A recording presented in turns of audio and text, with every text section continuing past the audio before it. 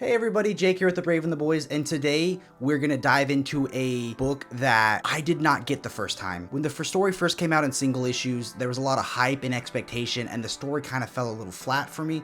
I honestly kind of forgot all about it, and then a couple years later, they solicited the Absolute. I told myself I wasn't gonna pick it up, and of course I did, because I'm a idiot and I like to buy Absolute editions. I mean, it's hard to say no. It was the art that really sold me. So I decided to give it another chance. And I read it and I had a completely different perspective on it. I want to say that Absolute Batman 3 Jokers is a misunderstood masterpiece. Everybody I've heard talk about this says the story is whatever and the art is fantastic. I'm going to tell you why I disagree with that, why I think the story is amazing, and why I love this book so much. So first, we're going to jump into a spoiler-free section of the story, then we'll do the spoiler section, and then a little conclusion. I'll have everything chaptered down below so you can skip ahead and not see spoilers if you don't want to. And then I guess the last thing to do before we get started is to give a huge thank you to each and every one of you. We officially made partner on YouTube. We have over 1,000 subscribers. I think last time I checked, we went from 1,000 to 1,400 like in a second. So that was crazy. I barely even had a moment to be grateful for 1,000, but I am incredibly grateful. Thank you all. And last thing, I want to give a huge shout out to Organic Price Books. If you want to pick up this book right here, you can use the code Braveboys to save 2%. It gives us a small commission, and that's how we keep this channel chugging. And if you want to buy this book, and another book, you can use the code Braveboyssit to save 5%. So now that all that's out of the way, let's dive into why I love this book. Deep within a bleak and dismal swamp, hidden beneath its murky waters, lies the headquarters of the most sinister villains of all time, the Legion of Doom.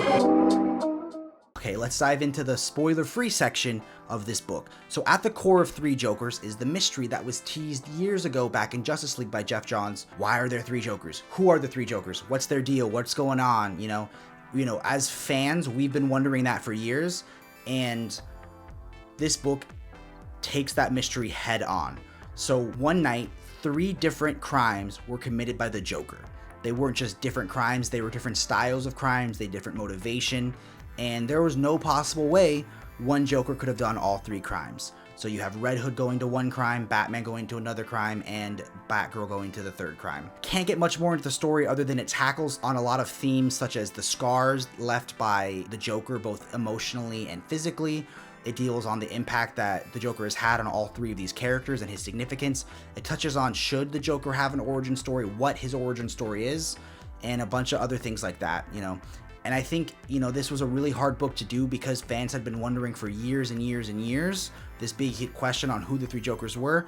So this book had an uphill battle trying to answer that. So I can't really get into anything more without touching into spoilers. So let's jump into that now. One of the things I love most about this is the opening. So the opening shows Batman, Red Hood, and Batgirl out on a different night of crime fighting. And Batman comes home, he comes to the Batcave, and Alfred starts patching him up. And you see all of the scars on Batman's body. Scars that the Joker have left and other villains have left is a central theme in this book. And I really love how it's illustrated. So you have this montage of showing a cat scratch or the scar in the shape of a question mark, you know, and then it'll show a little vignette of what happened and caused that. So, and then you see a bunch all caused by the Joker, because who has hurt Batman more than the Joker?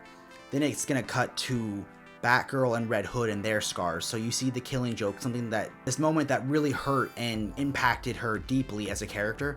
And then you have Red Hood remembering when he was murdered by the Joker. So you get to see these scars that these heroes have left. And I think that's really cool because so often, I mean, we don't get to see the trauma, emotional or the physical trauma left by these heroes. I think what's really important is not only is the Joker a dark mirror image of Batman, you have Red Hood and Batgirl as mirror images of each other.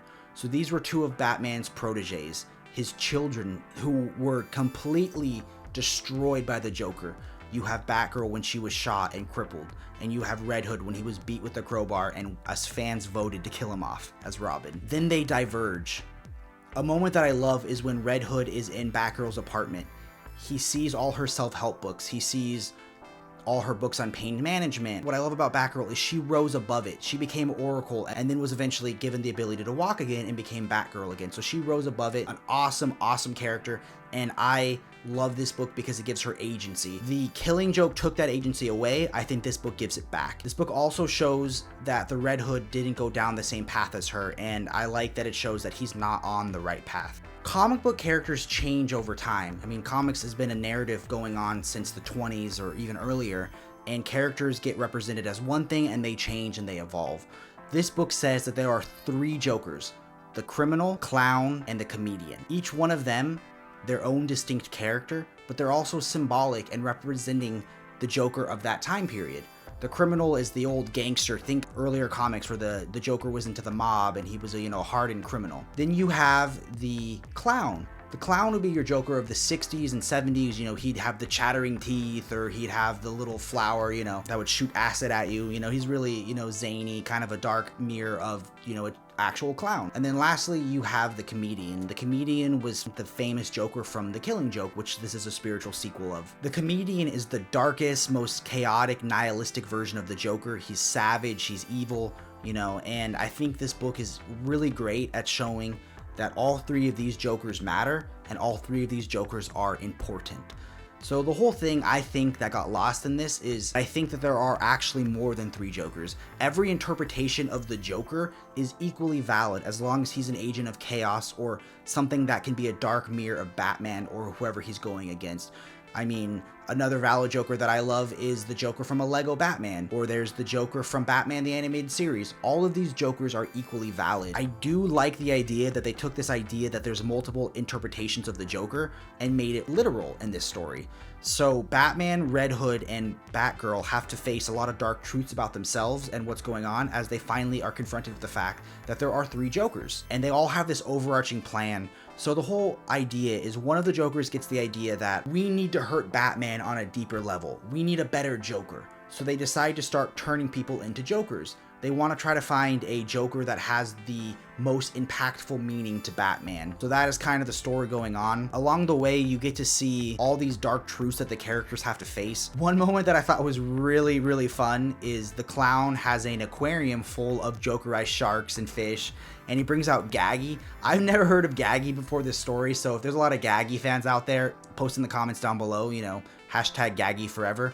But I guess the Joker at one point had a little henchman, and they're like, this is weird. Joker hasn't used Gaggy in forever. He's using all these old toys that he used to use. And I love it because Red Hood loses his cool and he shoots and kills the clown. So we have the Joker finally getting murdered in this book. Is that the real Joker? Who knows? They're all real. They're all not real. That's the whole point of this book, is that they're symbolic. And I really love that we finally get to see, would Red Hood actually cross that line and murder the Joker? And he does. So I thought that was really telling on where Red Hood is as a character. Then you have the criminal. The criminal is the one who has that big plan of creating a better Joker. I think that's really interesting because he understands that the Joker is something bigger than an individual. The Joker is an idea, and decides the Joker that would hurt Batman the most would be Joe Chill. Along the investigation, Batman sees clues that Joe Chill might not be how he remembered him. He sees that Joe Chill had been trying to write Bruce Wayne letters, that he's been older, sick, that he's dying, and he found out that Joe Chill repented years ago and has been trying to make amends. That I think wrestles with a lot of things going on inside Batman, because this is the man that's the source of his trauma, and I think a lot of people misunderstand Batman and think he's defined by his trauma. In the climactic moment Joe Chill is about to be Jokerized, Batman saves him, and I think this book illustrates that Batman's defining characteristic is not his tragedy, but it is his compassion. His compassion. He saves Joe Chill, and I think that is very special because I think Batman is more than just an angry, vengeful person. He's not Red Hood. He's Batman. Batman's compassion saves Joe Chill. He's able to forgive him. That would be all well and good, but then you see the comedian, and the comedian says, this was my plan all along. I wanted you to forgive Joe Chill. I wanted you to have your compassion because I wanted to be the person that hurt you the most. And it's amazing because you have this awesome moment where Batman's compassion rises above vengeance, and then you have the Joker saying, oh, that was my plan all along. So, and you think, oh, this is an awesome moment. This book's gonna have a happy ending. Like, this was a really awesome thing. Batman was no longer that vengeful, person out to punish crime, but he is a hero whose compassion overcomes grief and anger. And then you have the Joker just laughing, and he is like, bro, Those other people, they weren't the real Joker. This, we didn't want to create a better Joker. I just wanted you to forgive Joe Chill, because I want to be your greatest villain. I want to be your greatest foe. And that's the whole point of this book, is that the Joker is Batman's greatest pain, his greatest hurt, and his dark reflection. Now we need to touch on the origin. The Killing Joke was never meant to be a in-continuity story. It was supposed to be a what-if story about a possible origin of the Joker. And then due to popularity, it became written into continuity. In that storyline, it is revealed that the Joker is a failed comedian. His family gets murdered by gangsters or the mob, and it leaves him to becoming a criminal. This book turns that on its head, and it gives you another possible origin. So I think the ending is very, very, very misunderstood. So in the ending, Alfred is talking to Batman, and he says, "Do you think we'll ever know who the Joker really is?" And Batman says, "I knew who the Joker was a week after he started." And it's revealed that all along, Batman knew who the Joker was, and that the Joker's family are in witness protection. And if Batman ever revealed the origin story of the Joker, or revealed who he really is, the family would be in danger. And the Joker or other criminals or other people would come and hurt this innocent family. And a lot of people said, "Oh my god, they gave the Joker an origin story, what?" And I think the whole point is, it's not the only origin story, because there's not just one Joker. The Joker will change and ebb and flow.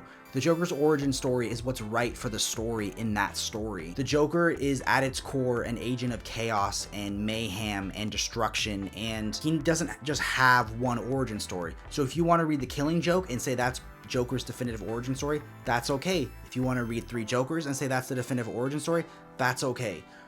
But any storyline with the Joker is equally valid, because he's symbolic, and I think a lot of people get too hung up on what's the true origin. So I'm going to tell you right here, the big clickbaity thing, there is not just one origin story of the Joker.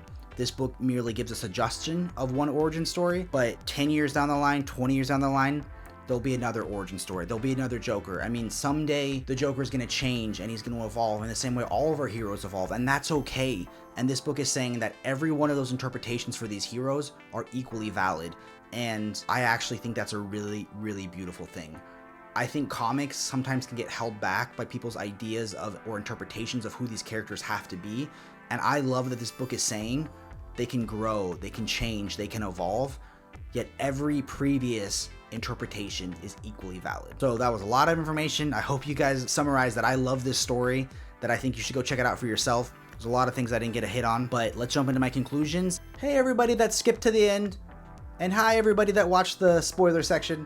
Thank you so much for bearing with me. This is actually my first review I've ever done for a book. Usually I do overviews or I do reading lists, so thank you for bearing with me. If this does great, I'd love to do more. If you guys have suggestions, I'd love to hear them. And I do want to say one more time, from the bottom of mine and Jordan's heart, thank you so much for helping this channel grow. It's grown significantly past any of our wildest expectations. I want to hear down below either who your favorite of the three Jokers were, or what your favorite Joker story is. So, give this video a thumbs up, like, comment, and subscribe. Keep helping us grow this channel. I do also want to say that we do have a Discord that'll be linked down below. And now that we're partners, we have a channel membership.